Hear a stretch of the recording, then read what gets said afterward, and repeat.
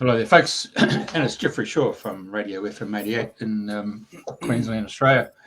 And of course, Thursday nights is our shows, and of course, it's obviously Thursday morning for my co-host in the UK, none other than Andrena Forrest.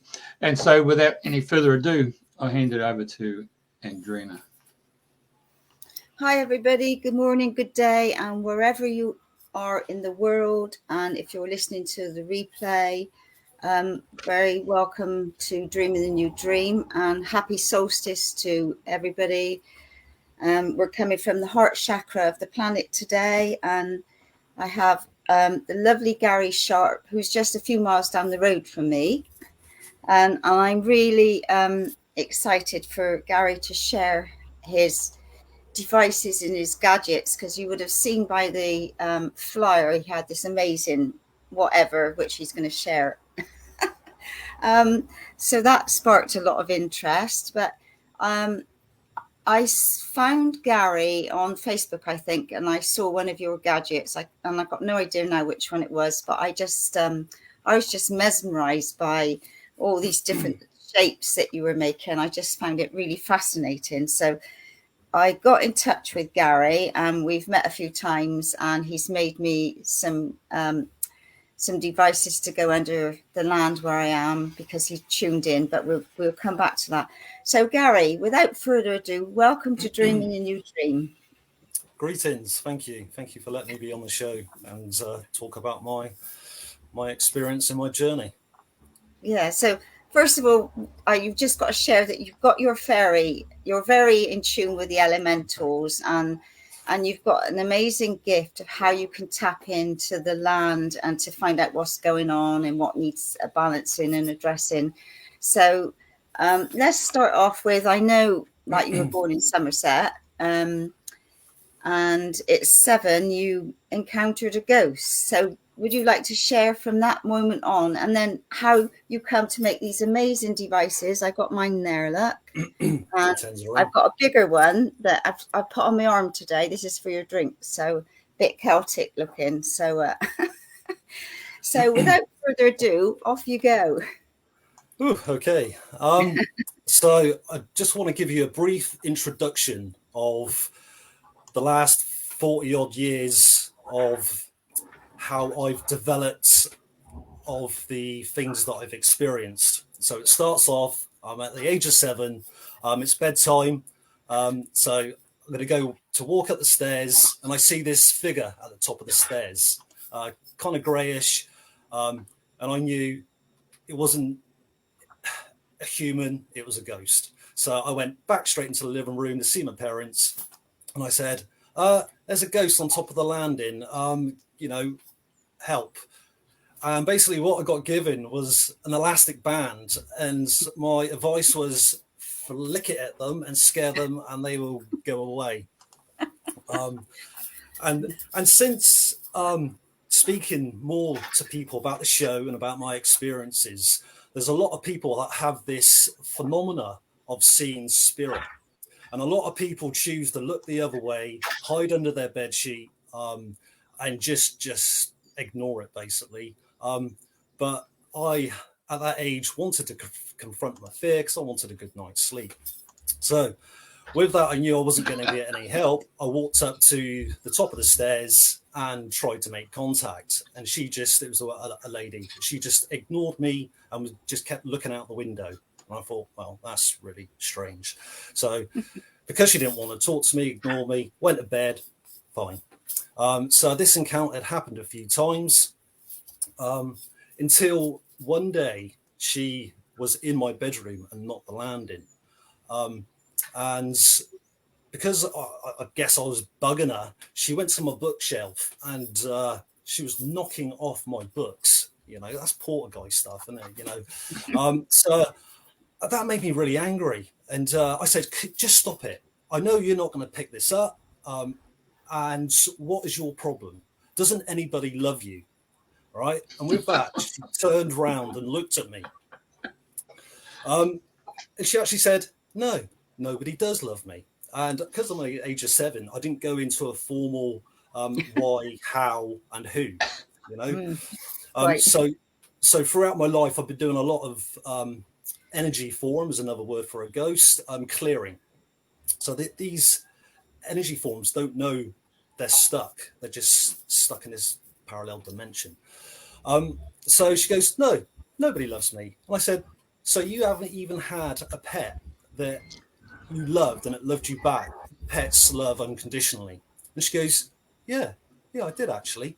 And with that, this collie dog came through the wall of the building. And then I just seen her migrate to the dog and just rough his head and go, hello, my darling, hello. And with that, she just walked out the wall and I never seen her again. So that was my first basic experience of helping an energy form ghost move on to their next journey in their life. So my next, I've got some notes that I need to refer to just to kind of get me on my timeline of explaining how I've got to making the tools. So at the age of 13, I started going to the spiritualist church. I just found it fascinating. And also I wanted to develop how to communicate and, just find out the anatomy of the spirit. So transfiguration was amazing. That's when a red light shining on the medium's face and their face changes and their voice changes, and it is really freaky. Anyway, I got invited to a development circle. And basically the instruction, well, there's probably about 10 of us, and the instruction there is, after you've sung your hymns and all that business, is just sit and see what you get. And after a kind of questioning and I'm not having my questions answered, I just thought, this ain't for me. I've got to go out and look at literature and find out who is out there that is seeing or feeling or knowing more about this invisible energy. So the first book was Barbara Ann Brennan, and it was a guide of healing through the energy field. And this was the start of kind of going, brilliant, I'm not mad, and I can understand on how to basically make myself and my energy field stronger. So that explained a lot, and also explained deeper than a energy field, the Dantian system. So that's what makes up our body. So our lower Dantian is basically, you can tune in and listen to it, and it is the sound of the earth. Without that sound, we haven't got a body.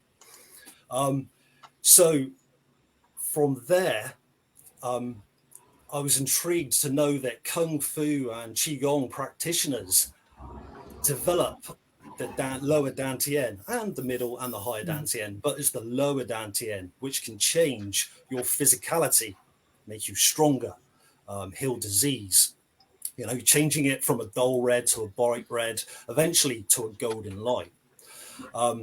So that was that book was so helpful and explained a lot. So yeah, that was my first one. So at the age of 16, I taught myself to play the didgeridoo. All right, so it's really lovely to speak over the ponds to where kind of the didgeridoo originated, the original Aboriginal. Though in our Celtic lands, we had the same sort of thing made out of brass, and we would call from village to village, letting that village know that we were coming, and they would honk sound back. So this is 1990. So YouTube, the birth of YouTube was 2005. So basically what everybody knew about didgeridoo or how to perfect circular breathing was glass of water, breathe down the straw, making bubbles while breathing air in. And it took me about 3 months to actually perfect this circular breathing. Circular breathing isn't really circular breathing. You're sniffing air while you're constricting your diaphragm, and it's like that. So why am I saying about the didgeridoo and why I learned it?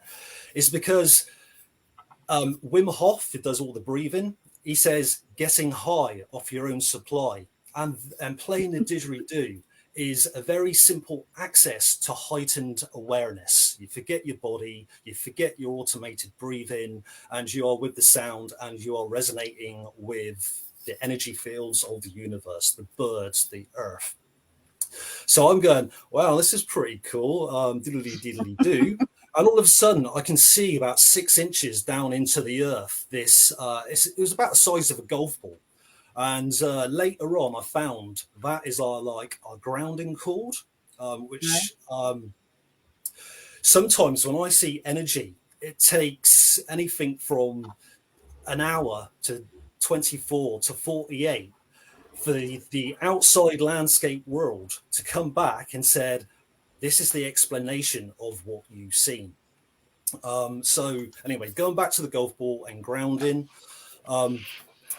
this is why so many people are sick, is because of our lack of being grounded. I'm a gardener. I have to wear army boots to protect my feet. So even though there's lots of different points you can ground on your body, all right, at the end of the day, when I take my boots off, I have to ground. And when I ground outside, you can ground inside. I notice in my energy field, it is depleted of red and green light. And it takes about 15 to 25 minutes for my energy field to integrate this red and green spectrum. And it's almost like a barcode going up and a barcode going across. So you've got all this stuff that's actually filling out and going, you're connected.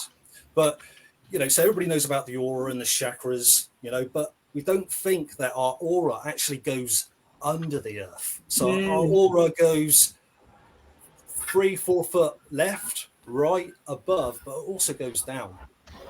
So in other energy systems, they call it the Taji pole.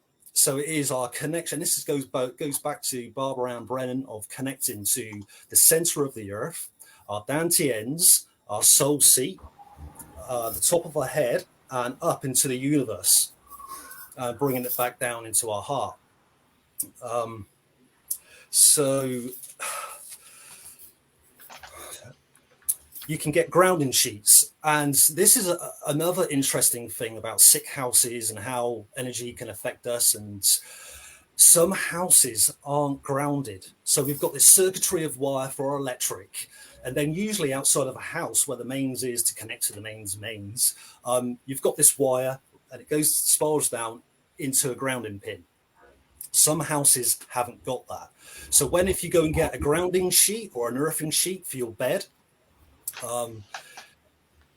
you've just got to be careful of, is your house grounded? So basically a couple of guys that were doing triathlons, and he was an electrician, he thought about this, and you can do a multimeter test on how your body, the voltage you emit, and how much after you've been on a grounding sheet, how much it raises or lowers, and it can help your body to heal basically. Right, so that's grounding. I'd be interested in knowing your grounding points, Garry. Because right. I know you. So that would be good, because I did buy a grounding sheet to help me with where I am at the moment. But yeah, I mean, obviously, I try so many different things that I don't really know what's working and what's not. But anyway, So it affects you're grounding because you've got this invisible energy systems, which is the meridians. This is your meridian points, and it grounds you. I think it's the kidneys or bladders. But also you got your K1s, which are at the sole of your feet in the little crevice where the ball is. So you can massage that. It's called the bubbling springs. Yeah. And also what you can also do is get a stick and you can tap it. So there's this guy called Mantak Chia, and his master recommended him do this, and you will never become sick because you're stimulating your bubbling springs that filters your meridian system and that your energy and your So was that on your foot? Did you say? That's right. They call you K1s, but you've got some points there and some points here. So just have and it just brings you grounded into your body. That's really nice, actually. And I know that, like, talking about grounding, like, you know, in some of the work that I've done, I know that many people aren't grounded totally, and you know, the easiest is to get out on the earth and walk on the grass if you can. But you know, it makes, when I'm traveling up to see my son towards London and I see all these great big high rises, I think, God, all these people are so ungrounded.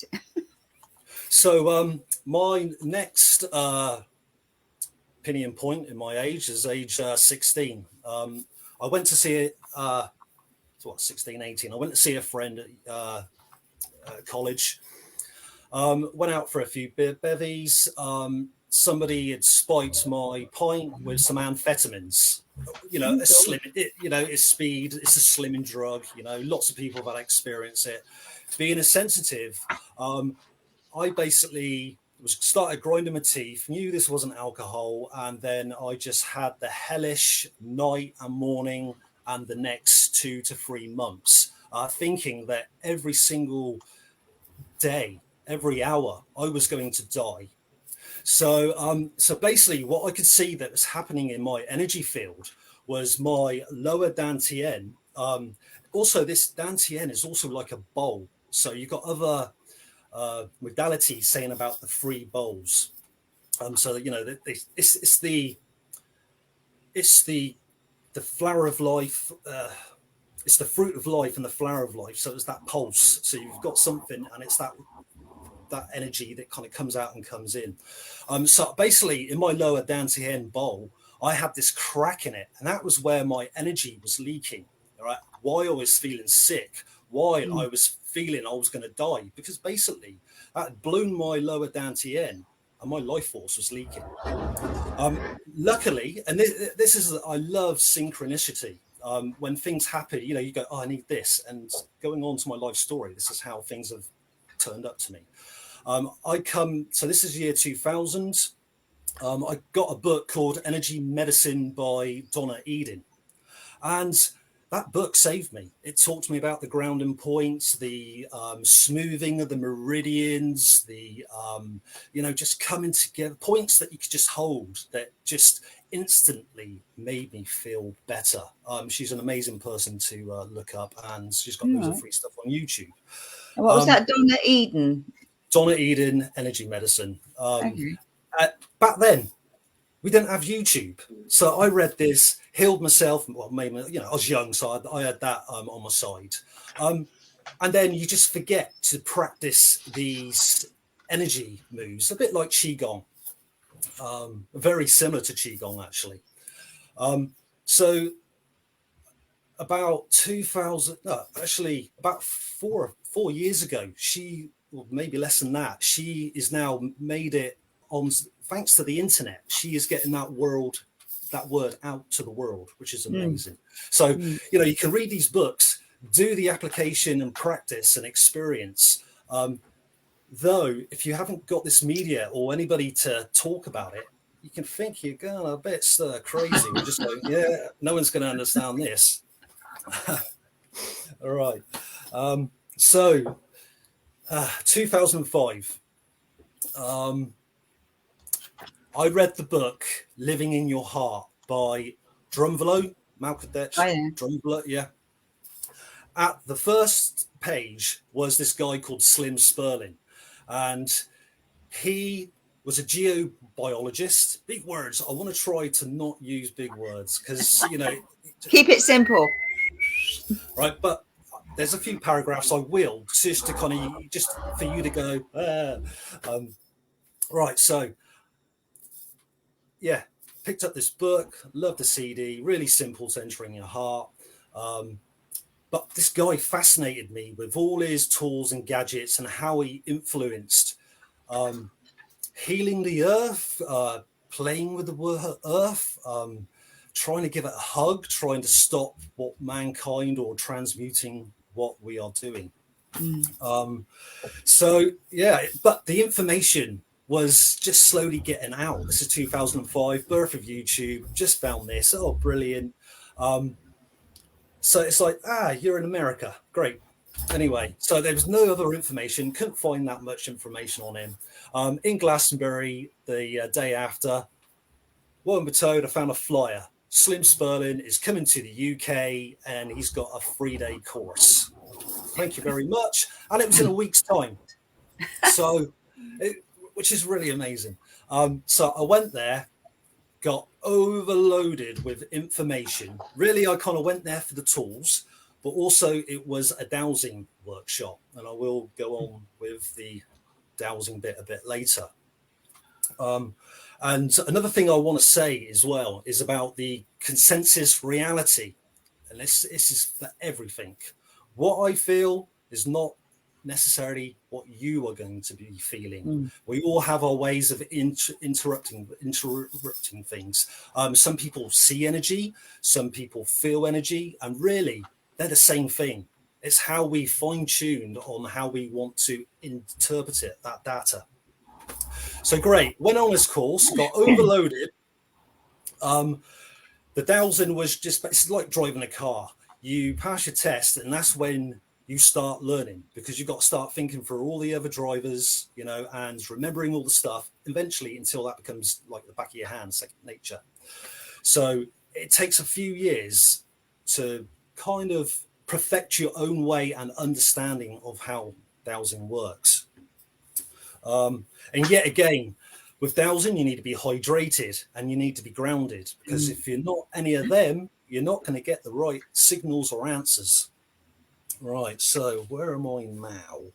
So after doing that course, I'm not a course collector, because I know lots of people just do courses, get the certificate, I'm the practitioner, and they don't really fully embody what they've learned, or most importantly, question what they've learnt.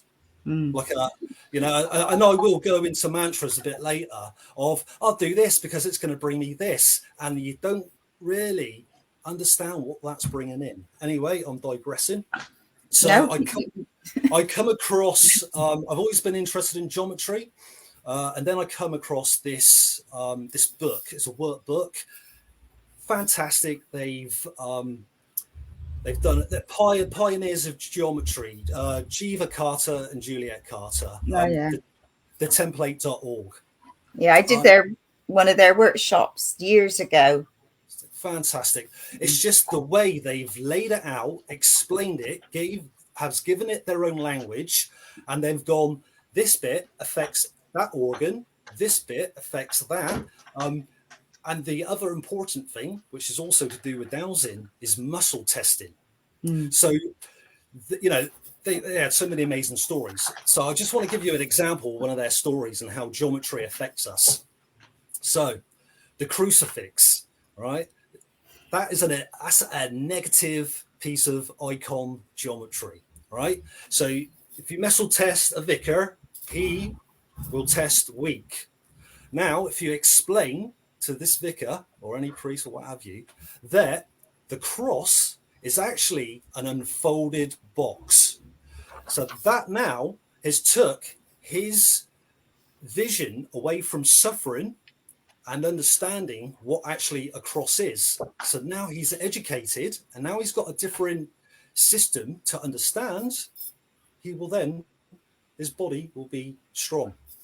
So the other thing the ceremony's done was you could surrogate, and it has to be bloodline. And I had to deal with my ancestors. I was very cross my ancestors. I tried different modalities which did not work to make peace with them. And also, obviously, this is all DNA stuff as well. So that is what this all geometry stuff is. It's just amazing. So through that, I got my healing and my peace with my ancestors. And really, I was only peed off with, let's say, my left-hand side ancestors. Yeah, all done. I'm happy. I'm at peace. And it wasn't until a few years later, the universe at large said, right, now you're going to have to do your other sides of your ancestors. So there was 4 lineages of ancestors because our chromosomes, our mum and dad, all that business. So, I thought, oh yeah, I don't need to do it. And then I had to do it. And even the relief from that, even though thinking I didn't have to do it, was massive. Right, so that's that. Okay, so the other great author that I found solace in, that I knew that I wasn't going mad, and this is at the age of 16, is Carlos Castaneda. And basically, he found this American shaman that could see how energy flowed through the universe. Amazing stories, scary, funny, and serious, right? But the way he made it into the novel, everybody's gone, yeah, that's pseudoscience. Anyway, one of the most important thing he says lots of important things, is he mentions the assemblage point. So the assemblage point is at the bottom of our sternum. It enters our back like an arrow, through our energy field, through our sternum, very near our heart, and pierces it and flies off. The interesting thing with this is so also this is mirrored in, he says, like, there's a sphere in the back of the left-hand center. And when we dream, when we play the didgeridoo, when we do different activities outside of our normal activities, this assemblage point shifts. And as I said about the angle, if you are ill, this horizontal line will tilt and go through a specific organ. So all of a sudden I've gone, well, that makes sense. The other interesting thing about the assemblage point, it assembles reality, is your mobile phone has an assemblage point. Your car has an assemblage point. Your computer has an assemblage point, right?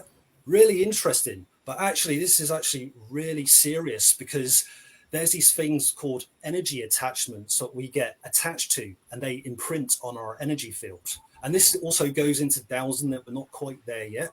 And yeah, this can be very serious to us.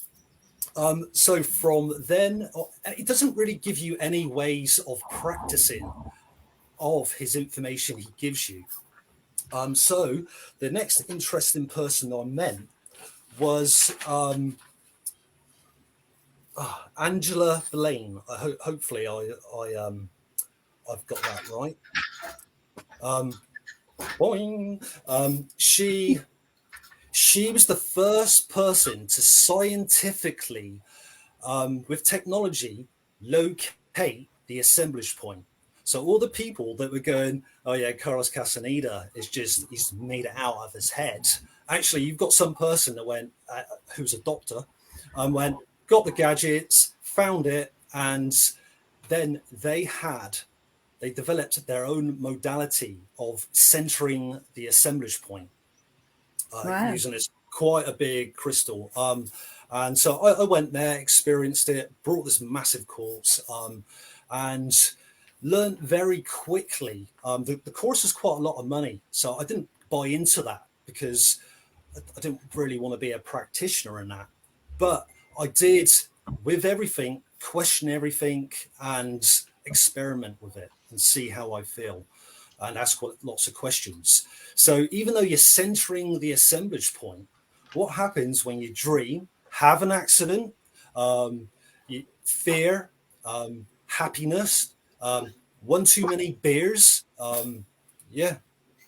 chemical drugs, medication, food intolerances, this all affects the alignment of the assemblage point. So yet again, none of these things I'm going to be speaking about or showing you is I'm cured. It's fixed it. All these gadgets and tools are of just that little extra help to re-kick what we are trying to get to, our initial result. So, excuse me. Oh, so going back to mantras. So I had a friend that was doing this Tibetan mantra, and they do a lot. If you look at some of their thankers, they bring in the demons. So, Garry, can you have a look at Miura while I recite this mantra? So I'm looking at this person. Instantly, I am seeing this unnatural, faster frequency coming up Earth and going into the perineum. So usually our energy kind of goes in through our feet, the legs, and nurtures. So this was not a nurturing energy. This was Carlos Castaneda would call this the inorganic beings, because we share a parallel universe that goes back to ghost releasing, energy form releasing. So basically also their solar plexus, I looked in that and it was a bright whitish light, but out of this bright whitish light was this straw that was coming out of their aura. It was like a diagonal line sucking straight into their aura. Even their heart stuff had some going on. And I just, so I sensed it and I said, you're making me feel quite sick now. This is what, and I actually drew the diagram of it. And because this mantra, or the inorganic beings, or this energy forms, was a bit peeved that I stopped it and also recognized it and transcribed it, all of a sudden my energy levels was like, and I was just like, God, I'm just drained. So I basically balanced myself by sitting next to a stream. You've got all these frequencies now. Let's listen to binaural beats. Let's get these headphones on. And these headphones have magnets. That goes into magnet therapy. So we're messing with stuff basically. So from that, my next modality. If I could just go back a bit. So how I'm seeing this distortion is I was meditating on this positive vortex. A positive vortex is an equilateral cross.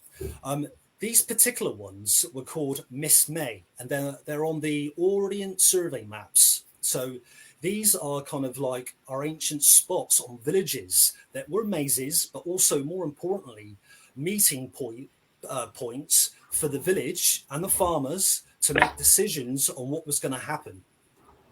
Anyway, really beautiful, lovely, clean energy, right? So these vortexes are like the egg stone and Glastonbury Tor. You sit there and it will tune your human beingness up, all your cells. So there's me sat in the center going, hey, this is groovy. I'm loving the lines of this. Yeah. All of a sudden, the church bells start to ring and toll. And with that, I'm going, oh, right, that's the bit. And this beautiful white equilateral cross started doing that. And I was going, that is actually making me a bit queasy because it's not centered now. So, that was the kind of an experience of earth energies. I will get back to there again, but I'm just going back to another modality that I found really useful. Yet again, found it in book form. Really resonated me. Yet again, the stuff that I knew was in this, but she experimented on a different way. Her name's Judy Jacker, and it's called the Vivaxis connection. So when our mum is gestating in the last 2 weeks, she sends this energetics. Well, it just happens. She doesn't do anything. It just naturally occurs. There's this energetic sphere that happens to be around the last 2 weeks of gestation, and it's under the ground. And as we grow and move on for our lives, we actually have a connection, a feeding point to this. And it's mind-blowing, this research, and you don't really want to get too hung up on it because it's, this is why also people are getting ill, because buildings get knocked down, messed around with. And more importantly, the why we're getting sick homes and sick bodies is we're not asking permission from the elementals which are working on behalf of the earth. Yet again, the word consensus reality, we all see the elementals differently. An example is, I was making some geometry. It's on the patio on a nice sunny day, and it wasn't going the way I wanted it to go. I'd done one face, and this particular geometry needed 6 faces, so not massively complicated. Not happy with it. I put it down, and I'm just like, right, change my awareness. I'm going to do a bit of gardening. So done a bit of gardening, and it was behind me, and out of the corner of my eye, I could see all these sparks hitting my piece of copper that I was shaping and unsure about. So in my mind's eye, I was like, oh, you like this, don't you? And they replied to me. I just want to digress, because Carlos Castaneda mentions, and this is very important with dowsing, is vanquishing the mind, stopping the internal dialogue. It's paramount to dowsing. You've just got to go, I want the answer. I'm not messing about. Bang. Right. So the other, going back to the Vivaxis, is some of the so important things that I'm really passionate, really want to get out there, is carbon clearing, using the body as a pendulum, and the electrical energy attachments. So let me just start with the carbon cleansing. And this is paramount and really easy, and what everybody needs. We're being buffered by lots of EMFs, and the first one is we have ion flow in the air, in our body, and more importantly, in our bones. The energy flow should flow with our bones in alignment. What X-rays does, this can be an X-ray for your teeth, be going on holiday through an X-ray that scans the whole of your body, MRIs, chest X-rays, on and on, X-rays in general. Dentist one is the most important. So the dentist is scattering the ion flow in your bones, and that will never ever flow back properly. So your teeth, it's very close to your noodle. You know, it's so. And just digressing from that yet again, the dentistry years ago used to say amalgam fillings are great for your teeth. They're not going to harm you, all right? But they've got mercury in, and I had to have mine removed, all right? And when they are removed, they are classed as toxic substance, so you have to pay for that. So it's all right in your body, though when it's out, it's a toxic. Right. So basically, I told my NHS dentist, when there were NHS dentists, fillings fell out. Can you fill it? Yeah, I can fill that. I do not want an amalgam. They're fine. They're safe. They're all right. He went against my wishes. So later on that evening, I'm tasting metal. That's all I can, you know, you lick copper, lick something, you go, lick a battery.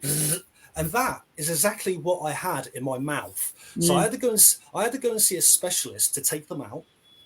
The first thing he done was put a multimeter in my mouth, and he told me the usual voltage he finds from people. And I think he said something quite low, 4.5, 8. He goes, you know, that's quite high, 9, you know, high. So he put mine. I had a 10 volt voltage in my mouth, and he goes, that's why you can taste metal. Right. Then he proceeded to tell me that be careful of strip lights, fluorescent lights, because then they start to communicate with your amalgam fillings, which means when you go, so some people that are very sensitive and they go into supermarkets and go, get me out of here, I can't deal with this, I'm having a healing crisis. It's because of all these things that are bombarding us. And so, that's my passionate. And as soon as the amalgam fillings was removed, I had this, that's better. And the doctor looked round and went, that is the first notable effect of, something's happening and something's worked. So going back to the Vivaxis, is she creates this ion flow in our body. And it's amazing. So yet again, touches on dowsing. North, the directional north is closely and is related to carbon. So the parallel that is south. Now the mineral for south is calcium or chalk.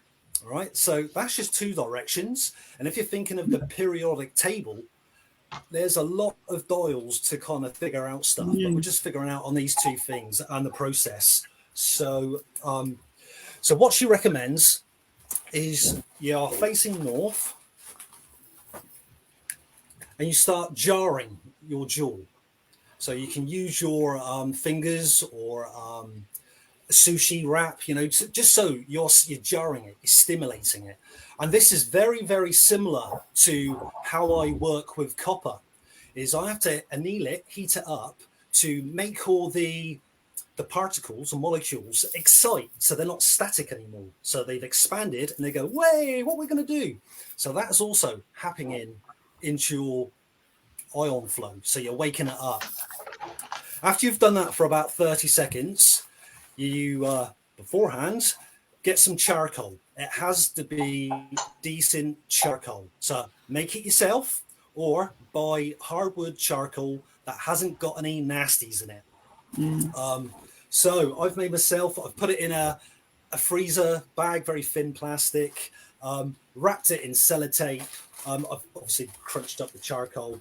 So you're looking north, you put that on your jaw and you just breathe in and you just feel the energy, you know, breathe in for 30 seconds. And I had a clairvoyant friend try this and she's holding it. It's just going, I can feel heat. I can feel heat. This is hot. What is this? Well, it would be. It's charcoal. So it's just, I find that really lovely. So what you do then is you make sure you place this or walk away from it at least 6 foot. So you are away from this energy field. Everything has an energy field. You turn around and you look cardinal to the south. And you can have a piece of chalk from a blackboard, or I've got a nice piece of chalk, or you just visualize calcium. So, you know, you don't really need to put it on your jaw, but I'm quite tactile, kinetic. I like the feel, you know, so it puts me directly in contact, but you don't need to do it. So what that is doing then, so you've just excited all your kind of molecules and your ions, and they go, oh, well, we're not just flowing any direction now. We're ready to rock and guide us where you want to be guided to. So with that calcium, you're looking in the proper flow element, and you're then bringing all those molecules to that set static way they can start flowing again. And it is the feeling after is just of well-beingness, you know. And I'm just talking about just by doing your jaws. You've got lots of receptors all over our bodies. You know, people go, yeah, we've got 8 chakras, we've got 13 chakras, we've got the highest chakras, we've got the lowest chakras, right? Every pore in our skin is a chakra. Right, so that's me off my there's hundreds of chakras, isn't there? Thousands, absolutely thousands. Right. But obviously people just work with the main 7, 8 or 9, don't they? They do, yeah. Well, most people. Yeah. Hey, can we just have a stop there, because I'm falling asleep because it's monotone. So we need to change the interview style. Yeah. Just okay. saying. Yep. Right. So go on then. So I had a guy years ago called David Phillips, and he's one of Australia's #1 Engram experts. So he talks about personalities 1 to 9. And so if you've got a really difficult, say, union dispute between the union and the employers, you send someone who's a 9. And a 9 is someone who just talks on a monotone, and you just put people to sleep. So we need to change the energy. So so it might be best if Andrena sort of just comes in and what she does really good, which is to ask the questions. Yeah, the tools. So I guess you want to see the tools now, because obviously I've been blabbing a bit. Well, yeah, no, it's fascinating, Garry. I mean, I love your work. I love what you're doing. I love how you tune into the land and what have you, because it's all about how we can work with the land, how we can help the land and ourselves as well. So, but the what I would like to know is, have you found a mantra that really makes a difference that we could chant? Yeah. I am the light. I hold the light. The light will be with me always. I hope the light. Say it again. I am the light. I am the light. I hold the light. Hold. Oh, right. Yeah, because I always listen to Blossom Goodchild, and she says that the mantra we should be saying that has codes in is I am the light, I am the love, I am the truth, I am. So I don't know if that resonates with you. And this is the important thing, is resonation. What you feel is what's right for Yeah. you. So when I'm awake in the middle of the night and can't sleep, like last night, I mean, I just couldn't sleep last night, but so I'm there doing me mantras in the night. Gary, what was it? I am the light. I hold the light. The light is always with me. Yeah, because I know there's lots of different singing mantras, and I know there's some that I go to, and because I don't know the words, I can't really sing it and get into it. I like to know the words, or like just say have 4 words so that I can just chant away. And I think when people, if you've only got a few words and you're chanting, you're in that heart space, and you're just keeping that vibration going. When you've got lots of different words, like Indian words or whatever, just as an example, and I can't get my teeth around them, so I can't really get into the chant and to do it justice. But that's how it is for me. So there's this thing called the language of light. And when I'm making my tools, I'm in this peaceful, beautiful state of nothingness. I am the flame. I am the metal. I am everything. And it's finding this, this universal language that is actually silent, but it isn't, but it is. It's a frequency, and it's just peace and just feeling heartfelt stuff. Anyway, have you got any of your magic gadgets there? Because your gadgets are just fascinate me. I just love your gadgets. And I was privileged to come down and meet you a little while ago before you married, and we offer Garry and his lovely wife congratulations, because it was a few weeks ago now? 4 weeks? Yeah, it's coming up 6 weeks. It goes quick. And you made when we went to see you, because Carol came with me, you were showing us all your devices, all your gadgets, and overload. It was just fascinating. So what have you got to show us today then? Right. So I and this is why I had to explain, because I don't want to come over as a madman. So it starts off with a piece of wire. Welcome to the club. You put that in a drill and you start twisting it. Here's one that I've made earlier. Where is it? So a twisted bit of wire. This is importantly has to go clockwise. So then what Slim found out was you've got 2 ends of the wire. One is negative, one is positive. Now you can douse this charge. A guy called Abraham Kriram, he's come up with the same philosophy, but just a line. At one end, there is ultraviolet light. At the other end, there is infrared light. All right, so by twisting it, I have now made a closed circuit. So there is not a negative positive. And just like a ring, right? So I have condensed the molecules, twisted it, compressed it, and then I've joined that together. So what you then have is a positive.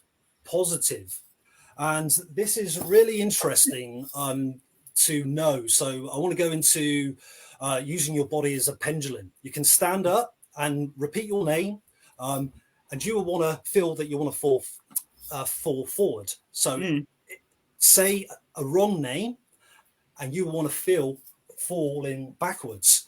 So that's polarity, and your body does not lie. So for a better example, this is just a copper tube that has polarity. So, and this is why divorces could happen. This is when you're wearing your beads with no pendant for direction. This can be not really negative, but it's not working the best it can. So you put your ring on. I got my ring on.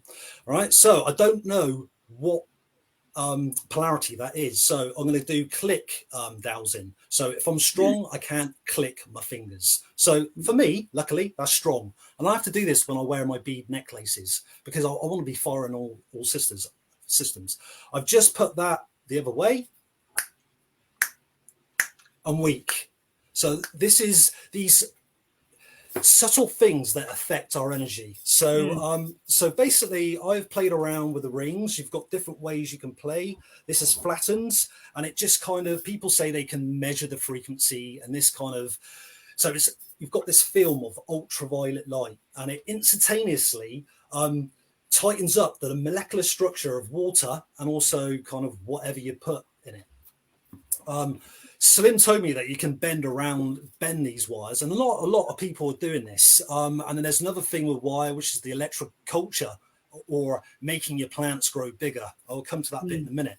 So I had a knee operation, so I bent a circular ring, and I ripped my meniscus. So I put that on my knee. I had to go and see the surgeon 3 days later. So he looks at my knee and goes, "Where's your bruising?" So so what this copper ring is a semiconductor, or it simply put, it just takes heat away from the skin. You know, we've got copper inside us, copper's in the air, copper's in the food. So with using that on not just a flat plane, I've enhanced the energy, or told the energy to do something else. So I had a friend that had sinus problems. Yet again, this is a closed ring, emits ultraviolet, and it just soothes the temples or your points you've got. But the interesting thing when I first wore that is, after I put it down, I had it on for about 10 minutes. My eyes were like watering for at least 5 minutes. I was actually quite worried, and I had to get my wife to give me some Reiki on there to calm that down. So if you now double twist that, you would get, so this is almost like an energy key. So with the single twist, there would be, if you feel it, there would be a pulse. So really that's a single twist. And because I've put it back on itself, that's a double twist. So holding the double twist, the heartbeat or pulse will be quicker. I just want to go back into energy again, and about, this lady says about growing food. And if you lick a seed and plant it, that will grow with your DNA. Anastasia. Thank you. Which is great if you're just going to eat your food.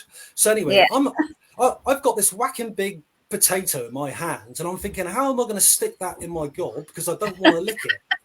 So all of a sudden, I'm feeling my heartbeat, and then I'm feeling the heartbeat of the potato, and I'm thinking, oh geez, that's interesting. And then what I've done is I brought the heartbeat of the potato in to a pulse synchronization with my heart. So it was vibrating with my heart energy. So anybody can eat it because it's coming from my pure intention. Another interesting thing is if you press your belly button with one finger, get your jugular with another finger, you'll feel two separate beats. And then after a while, by breathing into these two main aorta vessels, they will start aligning together. And then you swap over and do it for the same period. And all these examples of are just inherent in everything.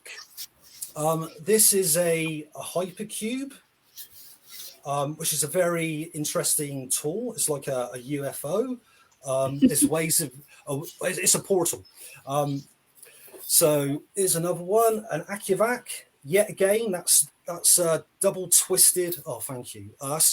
So that's a single twist, and they all have different inherent energies when placed together. I just want to read some of the gum that I didn't want to say. The hypercube is a representation of the hyperspectral geometry of time and space. The center of it represents the 0 point through which light as information from all other levels of being passes, unlimited by time and space. This protects against EMFs, helps with time travel, right? So with time travel and we're spaceships. Where's my keys? Where's my keys? So you're in an agitated kind of vibration. Where's my bloody keys? I'm going to be late. And then you just go, right, I'm just going to calm down. You sit down next to your coffee table. What's on the coffee table? Your keys. But you already had seen and searched for it. So there's this parallel perception reality. You sound like the guys from Red Dwarf there for a minute. And that is why I really didn't want to bring in all these overcomplicated words.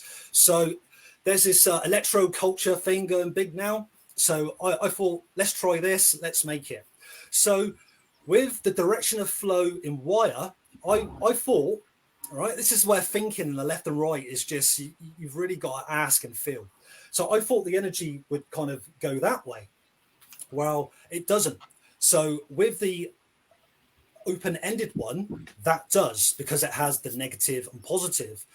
Whereas this one, I've done a closed circuit. So when I put my dowsing rod over it, it won't point left or right. It would do a positive spin. So it does. So lots of people on these electroculture sites are just using single wire and doing a spiral. Wait on, our spiral is different from you guys in Australia. So it kind of yes, but no, especially when you're using that technology. Another example of polarity is in Cornwall. We've got these calms, or where the volcanic rock is gone through the earth and made mountains. So you've got all these rocks, and they are, some of them have a very particular signature in it will give you a, so you've got your compass and you'll be going north, and all of a sudden when you're over that point, it will give you a polarity reversal.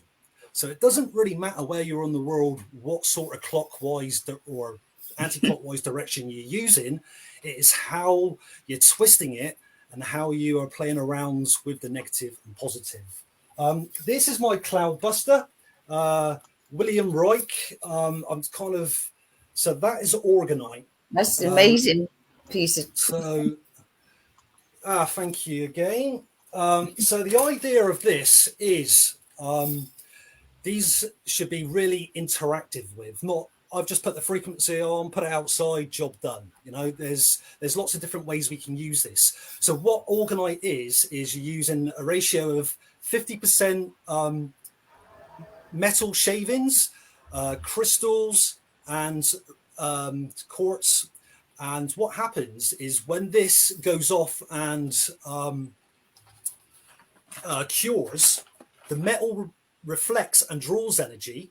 The crystal acts as a receiver and transmitter of piezoelectricity, and the pipes you can see there is basically the vents. So the vents are actually shooting up, piercing the smog or the high density atmosphere we are creating because of our Wi-Fi and EMFs. So that is affecting our environment, and we are the environment. So that you've got diatomaceous earth in there. Yes. I was just going to say that. Thank you. So you can put it in a stream if you want to create a rain. What I was doing is I think some farmers have been spreading human feces over fields, and it's got a particular rank smell to it. So I decided to put diatomaceous earth and then put the frequencies in it. What this does is when I put the frequency, it expands the energetic toroidal flow, big words again, but it's like an apple, and it goes up and goes around, and this is like the aura. And when you put the frequency, so it's got about a 10-foot aura, let's say. When you put the frequency, and I use the pure molecule of water from rain clouds, it expands this aura to how I feel and how I made mine to about 40 to 50 miles radius. So I'm not just affecting the environment in Somerset, I'm also kind of clipping Bristol. So there's this whole environmental shift going on. And it's just beautiful when you can see, well, it's not beautiful when you see chemtrails, but especially when they linger, is when you direct them, you can just see it dissipate. And, I got into cloud busting 2005 YouTube, when a lot of people were looking at a cloud and pointing it and just sending their attentions of dispersion. And 5 minutes later, guess what? It disperses because we are water, we are energy, we are the universe and our environment. And this is something that humanity really has to, science has to catch up, is, the earth is dying. So this electric culture thing is basically, the philosophy is, you are putting ions back into the earth. It does work, but what I say is, being a gardener, and I have to mention the infamous lockdown, is that was beautiful for me, because everybody was sharing so much information. And this guy in Australia, his channel was The Weedy Garden. He told everybody how to make good bacteria, which is lactobacillus. And what I found with this is, you water it down and you water your plants. And if you've ever been in a positive vortex or a ley line, and your hairs stand up and you go, I'm electrified, this is feeling great, I'm on a paracenter, this is what that micronism brew does. It makes the earth sing. It was like, oh, I feel like I'm on an energy point. And in fact, we are. Just like the skin, and we've got thousands of chakras, the earth is just billions of chakras. So it's that microcosm and the macrocosm. So have you got many people buying your Cloudbuster devices? So this is the thing, really. I haven't gone on a commercial thing. I've just done it, gone, right, this is my interest. I'm doing it for me. I'm asking questions. What is the effect? And after just under 20 years, other people are starting to get this information and expand on it. And unfortunately, not properly understanding the science or the how-to behind it. There's this another beautiful thing I just want to share with you guys. Is there's this guy called Frank Chester, and it's just amazing. He's a geometrist, and he happened to come into geometry late in his life.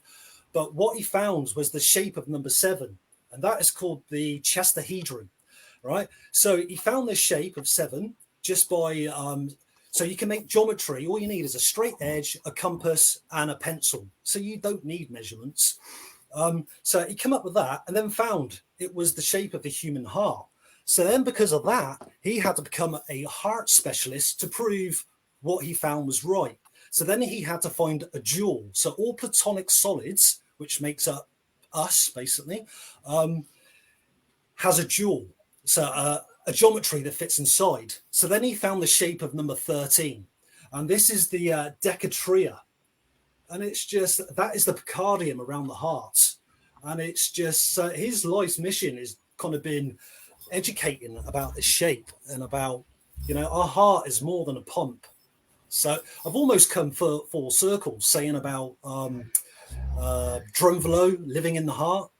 And so you mentioned Glastonbury, the heart center of the world. Well, I've got a different philosophy of that. Do you know how many? Do you know how many hearts an octopus has? Quite a lot. Because it has lots of limbs. It has 3 limbs. Oh, thank you. That's beautiful. That's one of my toroidal devices. It looks like an octopus as well. So what I'm saying is, with the dual geometry, the Earth is allowed to have more than one heart spot in the Earth. It's that people say Mother Earth. Why not Father Earth? We all have these dual elements. And as now I've just mentioned polarity, and a lot of people coming in saying, do you know what? I'm not a male anymore. I think I'm going to be a she, this transgender thing. What is very interesting, I found with this energy, is we are connected to the earth and the heavens. Now, for a man, there's a clockwise spin that comes down for our crown chakra. So when a person goes, do you know what? I don't know who I am. That usually will start spinning the other way, or even worse, it will be like a pendulum motion, quite alien. Yet again, Carlos Castaneda mentions about this, and it's to do with on how our energy has been manipulated and why we are hating each other, why we are killing the earth, why there's rich people and poor people. So yeah, that's another tangent I went on there, wasn't it? What's that one there? Right. So these are the rings, and what I'm doing is I'm pulling in energy from different directions of the earth, and I actually buried this to see if there would be any experimental difference in if I had it on top of the earth. So we've got a thing called the Benker grid, which is like a Rubik's cube. So energy just doesn't flow under and above. Energy is like a curtain that goes thousands of miles up in the sky. We are the atmosphere. It's that simple. So this is me last year experiencing a drought and wanting my garden to get watered. So I planted that, and within a few days, sometimes I didn't add any frequency to do this. Sometimes it will take a few days for it to happen or to move or to manipulate. And this is the thing, what I mean about you have to consciously tune in and work with it. The Damacious Earth, or putting it in a stream,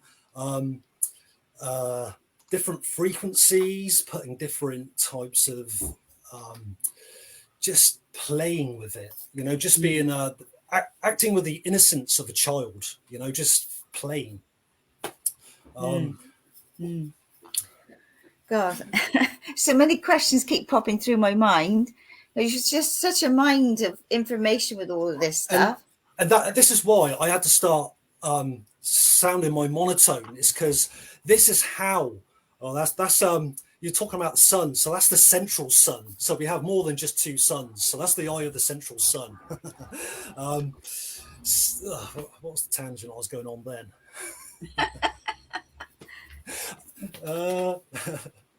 I've lost my thread. Oh yeah, so this is why I had to start kind of writing my life story of how I've come to what I'm doing, and trying to say in layman's terms.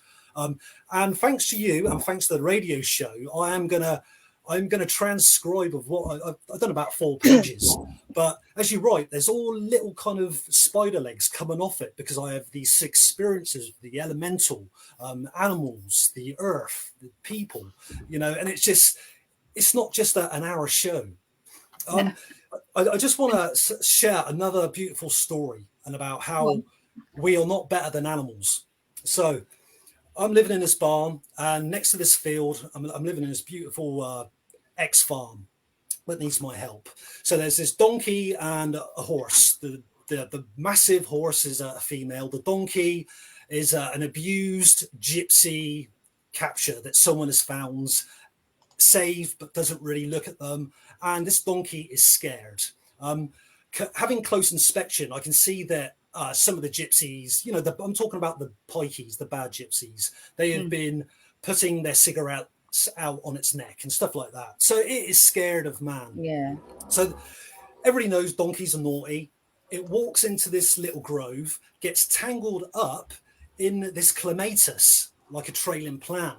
Unfortunately, man, who was the farmer who was there, had dumped a load of broken glass. So I'm in my barn, and I'm hearing this donkey eeing. The horse that is almost like this donkey's mother and protector, she is neighing, very, very distressed, right? So I go, look at it and go, okay, I'll be back. I get my secateurs, center myself in the heart, and come up, and the horse knows me. It's not scared of me. The donkey has no choice. So instantly I calm his third eye and just stroke it and tell it what I'm doing, gently and softly. I cut through this clematis. I stand back a couple of paces, and then I go on then. With that, the donkey bolts out with the horse. They run down the field. They do an emergency stop with their, it is literally an emergency stop. And I'm kind of really going, whoa. They run back it to me, and then both of them at the same time bow to me. Oh, and I'm just like blown away from this no one's taught them to bow or thank, but there was this love that I felt from animals are not dumb. Yeah. Oh no, totally. But that's a beautiful story. Yeah, I mean, we can learn so much from animals. But yeah, gosh. So I know you've set up an Etsy. Is it Etsy? I don't use. Yeah. So I know you've set up an Etsy account, and I know you've I sent Jeff a video of you were using a device with Carol. I can't remember what it was now in the garden. Yeah, an AccuVac. And what was that for? That's so it. Yet again, this has a polarity. It draws and it blows. So it sucks and it spits out. So what happens in our energy field, and Barbara Ann Brennan has this, we have illness that we can't see, and it's stagnant grey energy. So the aura filaments are just going, bah. So what happens when you have pain or disease is you have this kind of grey meshy area. And what that does is you slowly, you hold it like a hummingbird, and it interacts. It is like a hummingbird. You're holding it, and it's going, I feel some distant, unvibrational vibration. And what you're doing is you're literally sucking that shadow mesh stuff that you can feel but can't see, depending on your third eye vision. And you're slowly feeling this tension, and you're drawing it away, and more importantly, out of your auric field, your energy field, which can go on a bit. I have to shut my energy field down when I go into a city, because I've got quite an expansive, or housings estate, because I don't want to be picking up on other energies that our aura is like a receiver going, I want to make friends to everything lovely, and all of a sudden you've got this EMF tower, and you're going, I'm feeling a bit weird and a bit brain foggy. So you got to go bring in that energy, and there's lots of geometry that can help you with these EMFs. The cube octahedron is quite a good one. Again, the bangles or the half cubits or the tensor rings, they're called tensor rings. So this guy Slim, he rediscovered them. So they go back to the Celts, the Egyptians, the Africans. So it's almost like the 100 monkey syndrome. Two monkeys are either side of the road, and they do the same thing at the same time. It's that. Another guy is Rupert Sheldrake. He mentions about the morphic resonance, and how I used to see that. And I'd never tell anybody when I was younger, and just like seeing ghosts, never told anybody, is when I see a plant or a tree or a shrub that lays dormant, and so it shreds its flowers and leaves in the winter, I don't see that energetically. I see still the leaves and the inherent flower that it produces. So it's how we kind of, and it's nice that all the reference names I've given is to go, okay, thank you. I'm not going to do lally. Yeah. Yeah, totally. Right. So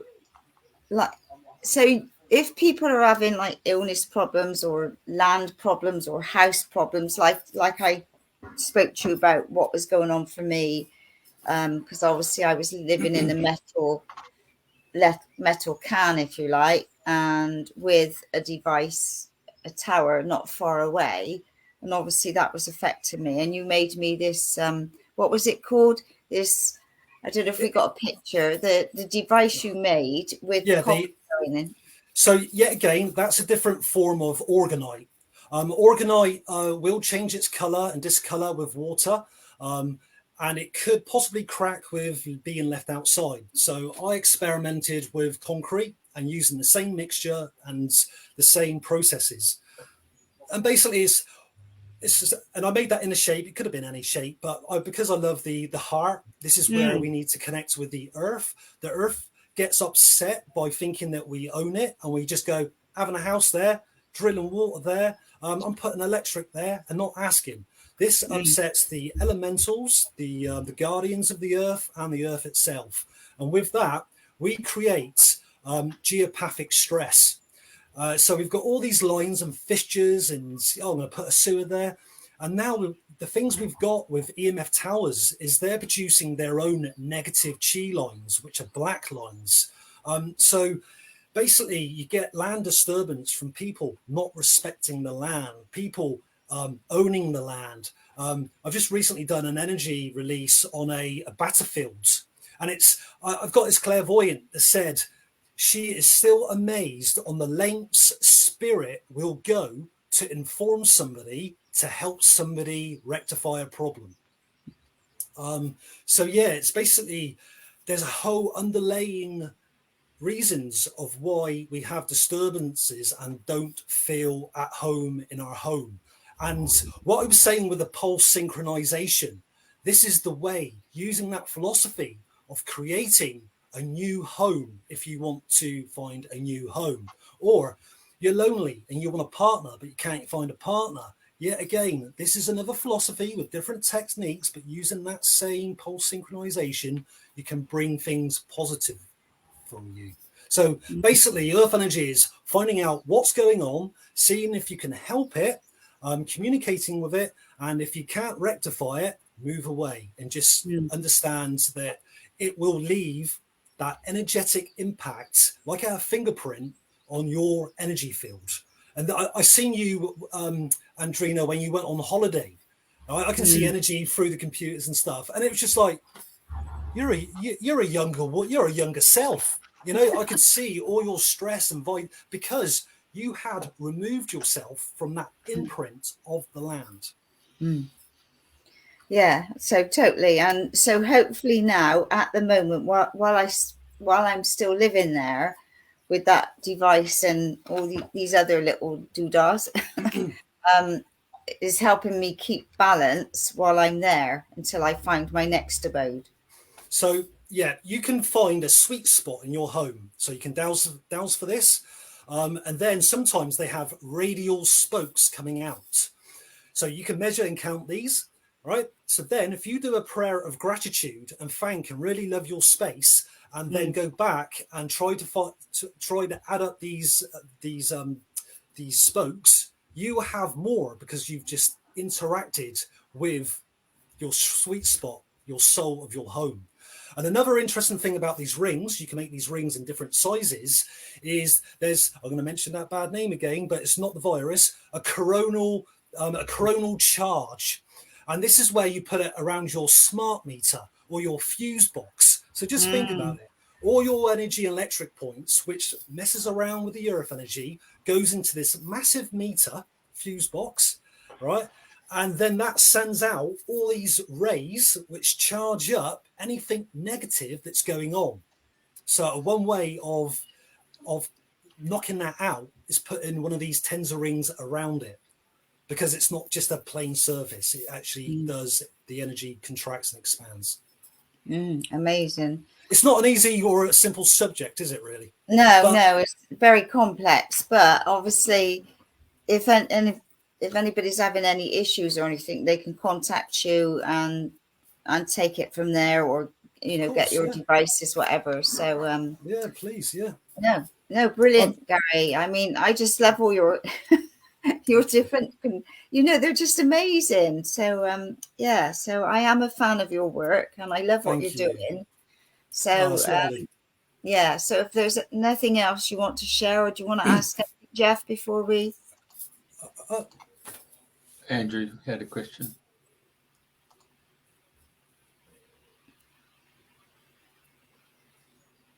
Right.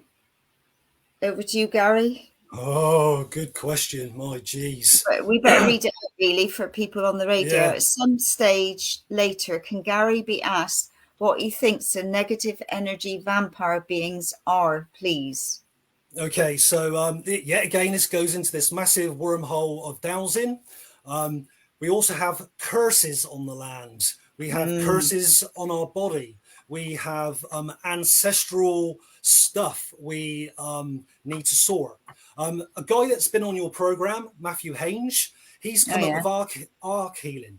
And the way he has presented this is very similar to what Carlos Castaneda calls recapitulation, which basically in simple language means you are looking into your filaments in your energy system, seeing what is there. Yeah, so you can have a bad relationship in this life, a fight. Yet again, you've got scar energy on the earth lines, and these are in your line, and this is karmic stuff as well. So to say what these vampires are is quite a massive subject. People are very, it's this or it's that. But as a human race, we have been dispowered. You only have to look at the temples and the technology that our ancestors have used, and we can't even replicate that now. So it's the unseen parallel dimension on who we share, and likewise why I do energy or ghost release. And these energy forms or ghosts need to be ready to move on to the next journey of their life. So Carlos calls it the inorganic beings, which is very sinister and very serious. So the more you as an energy worker opens up your spiritual column, you still aren't free from them, because different energy vampires will see that light and see if they want to take a nice drink from it. So you've always got to be on your guard and regularly clean your energy, and just bring yourself into your heart more than once a day, just to see what's going on. Brilliant. I was in Cairo many years ago, and I was there for 5 days, and this guy Muhammad, that's his real name too. He said, "You want to come to the mosque?" I said, "Oh, no, that's okay." He said, "That's all right." We said, "I've got a prayer mat here, faces what's the name?" And we pray 7 times a day in a 24-hour cycle, even though we have instructions to do 7 times a day, as long as we can get to do it. And I said, "Oh, yeah." And I said, "What's the actual benefit of doing it?" He said, "Well, just look around you, Jeff. It's a pretty impoverished society that we live in. But at least 7 times a day, we are gathered together for good thoughts and well-being to our fellow humans and our fellow animals." And I thought, well, that's a really profound situation where 7 times in a 24-hour period, you're thinking goodwill to everyone you're going to come in contact with. That's amazing. I love that. I do love that. And just on a negative side of that, this is the problem with religion and the disparagement of somebody made you, or religion starts off walls, but a lot of the teachings of different things have poignant aspects that have basically been manipulated. But beautiful, 7 times a day. Yeah. Well, sorry, it's time to meditate. Yeah. Sorry. And they get called. I mean, about 4 o'clock in the morning, they start bloody going off. Wow. That's dedication. Beautiful. Thank you for bringing that to this talk. Yeah, amazing. But I know there's different times, different groups have all said, like at 11 o'clock in the morning, we're all going to link in and send healing to the planet, or different things like that. There are groups that still do things like that, I believe. And it should not be underestimated on the power of that. It is massive. It is massive.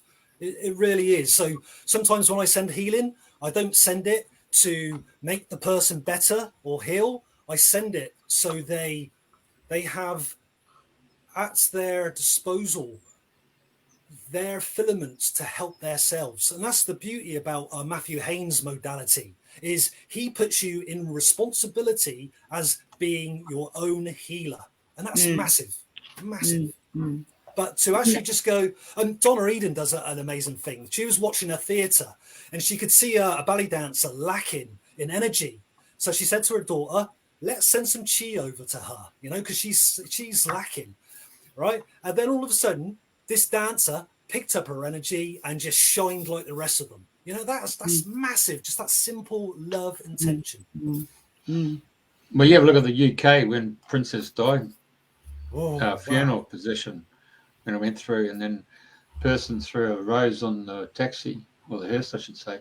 And then I remember watching in Australia thinking, I wonder how many roses we get thrown onto that hearse. And it was almost like a whole parade, one of the flowers. Wow. Yes. Go through the trail, isn't it? Yeah. Amazing. Queen of Hearts. Yeah, amazing, wasn't it? Amazing outpouring of love. And that's a beautiful another thing you've brought to this talk is just the power of seeing a rosebud and constantly unfolding, and just seeing that in your room or your environment. It's just that place of the heart, just a place of that intention of peace and love, that, you know, unconditional love that we should all have, until somebody cuts you up in the car and you go, oh, yeah, bring yourself in balance. It took me a while to get back in balance from that experience, I can tell you. Yeah, I bet it did. Yeah.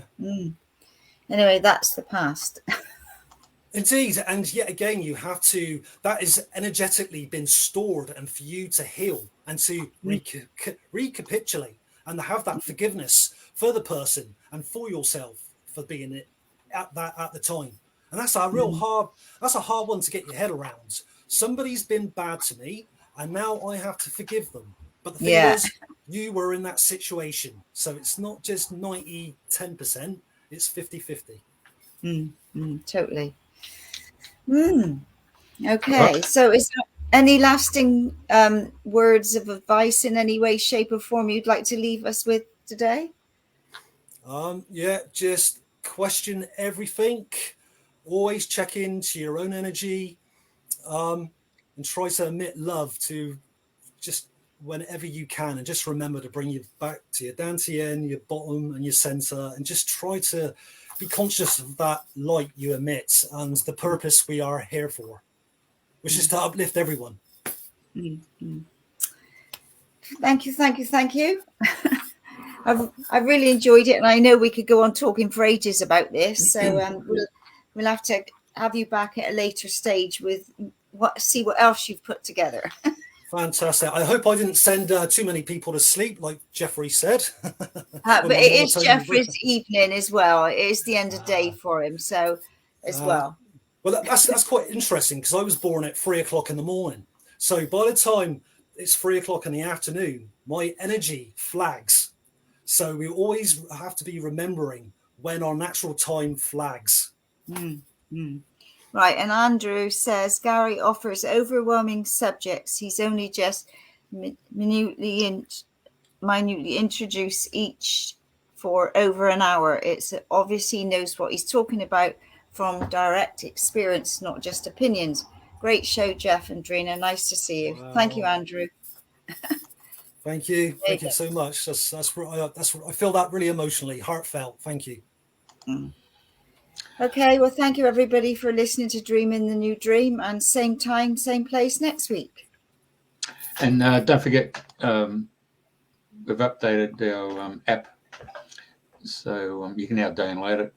There's some instructions on radiofm88.com.au. Just click on the Listen app, and it's plain English instructions. Or you can just watch the brief installation on about Android and Apple. But very good. It only takes 1 minute 30. Very easy. You can take the show with you. And don't forget, we're now on Spotify, Amazon, Google, iHeart, and Apple. So there you go, folks. All the best. There we go. Love up.